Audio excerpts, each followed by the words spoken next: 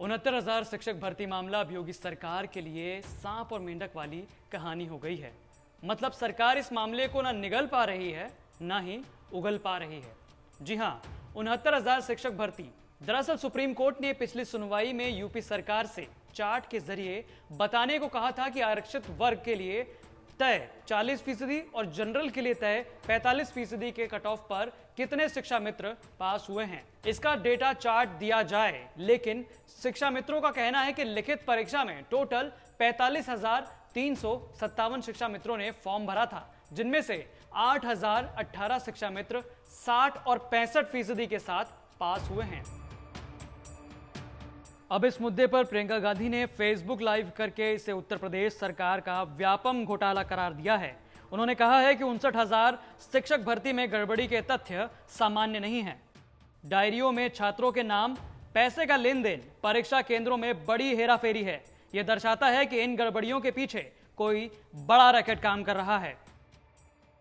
परीक्षा के रिजल्ट आए और उस रिजल्ट से बहुत आक्रोश, बहुत नाराजगी हुई है, क्योंकि मीडिया की रिपोर्ट से, छात्र छात्राओं की रिपोर्ट से ये पता चल रहा है कि इस परीक्षा में बहुत बड़ा घोटाला हुआ है, बहुत ज्यादा भ्रष्टाचार हुआ है। देखिए, बहुत समय से, जब से मैंने यूपी में काम करना शुरू किया, जब से पिछला चुनाव चला, तब से मैं देख रही हूं कि ऐसे तमाम परीक्षा जो यूपी में की जा रही हैं, उनमें कहीं ना कहीं चीटिंग के मामले निकलते हैं, घोटाले निकलते हैं, भ्रष्टाचार की बात उठती है। वहीं आज बेसिक शिक्षा मंत्री सतीश द्विवेदी ने भी लंबी चौड़ी प्रेस कॉन्फ्रेंस करते हुए कहा कि 69,000 शिक्षक भर्ती प्रक्रिया हाईकोर्ट के आदेश के बाद स्थगित हुई है। 69,000 शिक्षक भर्ती को रोकने के लिए राजनीति की जा रही है। वहीं यह भी बताया कि मई में शिक्षा भर्ती में लेन देन की शिकायत की गई थी। शिकायत पर केएल पटेल समेत 11 लोगों को गिरफ्तार किया गया था। गिरफ्तारी के बाद प्रयागराज के एक परीक्षा केंद्र पर धांधली का खुलासा हुआ था। परीक्षा में धांधली के बाद 69,000 शिक्षक भर्ती की एसटीएफ को जांच सौंपी गई और कार्रवाई पूरी जोरों शोरों से की जा रही है।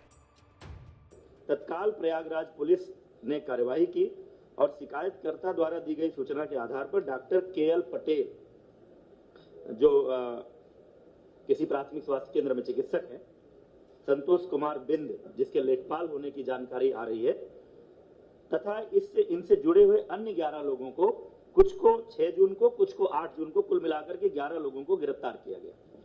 इनसे पूछताछ के आधार पर यह जानकारी मिली कि उक्त गिरोह चंद्रमा यादव, प्रबंधक, लाल आश्रम उच्चतर माध्यमिक विद्यालय प्रयागराज से 60 गांठ कर उक्त विद्यालय में परीक्षा देने वाले परीक्षार्थियों की गैर कानूनी ढंग से मदद करता है, उसके बदले धन वसूली करता है।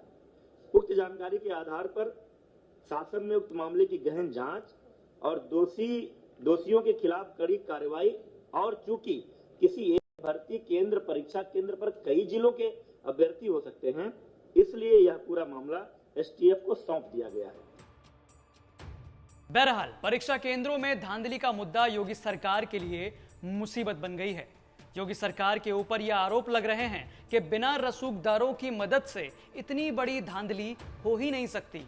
विपक्षी पार्टियां लगातार सरकार पर हमले कर रही है और इस मामले को लेकर योगी सरकार बैकफुट पर नजर आ रही है। अब आलम यह है कि इस मामले पर खुलासे भी ठीक उसी तरह से हो रहे हैं जैसे बिहार बोर्ड के टॉपर्स के हुए थे। इस एग्जाम में भी प्रयागराज के सोरवा थाना क्षेत्र से टॉपर को गिरफ्तार किया गया है। जानकारी के मुताबिक अभ्यर्थियों ने 8 से 10 लाख रुपए देकर इस एग्जाम को टॉप किया है, जिसके बाद अब इस मामले में 50 से अधिक अभ्यर्थियों की तलाश पुलिस कर रही है। वहीं अब प्रयागराज के दर्जनों सेंटरों पर हुई परीक्षा पूरी तरह से रद्द हो सकती है। अब सवाल उठता है कि इसका खुलासा कैसे हुआ।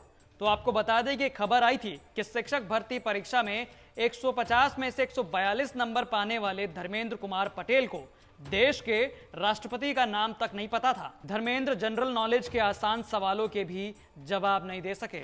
भैया, मामला साफ है, जमकर पैसे के लेन देन हुए हैं। अभी तो केवल एक ही जिले से चीजें सामने आई हैं, लेकिन अब सोशल मीडिया पर यह मांग उठने लगी है कि पेपर रद्द किए जाएं, क्योंकि आप अंदाजा लगा सकते हैं कि वो टॉपर आखिर बच्चों को क्या शिक्षा देंगे जिन्हें खुद ही नहीं पता कि भारत के राष्ट्रपति का नाम क्या है। यानी इस भर्ती मामले ने साफ कर दिया है कि पॉकेट में पैसा है तो सब कुछ आपका है। लेकिन एक बार उन अभ्यर्थियों के बारे में सोचिए जिन्होंने दिन रात एक करके मेहनत की थी और सरकारी नौकरी करने का सपना देखा, लेकिन रसूखदारों के सामने उनका सपना चूर चूर हो गया। लेकिन आप चिंता मत करिए, यूपी तक हमेशा ऐसे लोगों के लिए आवाज उठाता रहा है और उठाता रहेगा।